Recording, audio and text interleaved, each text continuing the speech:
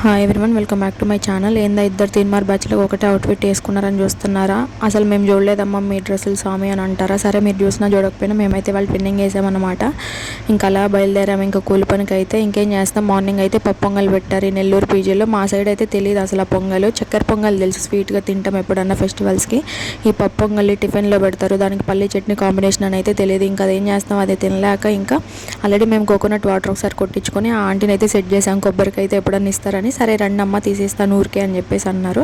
ఇంక సర్లే, ఎలానో టిఫిన్ చేయలేదు కదా అని చెప్పేసి ఆమెను అడిగితే ఇంకా ఎవరు కొట్టించుకోలేదు, కొబ్బరి అయితే లేదన్నారు. ఇంకేం చేస్తాం, మన దగ్గర మన వెంటే ఉంది కదా, సర్లే అని చెప్పేసి ఇంకా బస్ స్టాండ్కి అయితే వచ్చామన్నమాట. ఇంక ఏటీఎంలో కొంచెం చిన్న పని ఉంటే అదైతే చూసుకొని ఇంకెళ్ళామన్నమాట ఆఫీస్కి.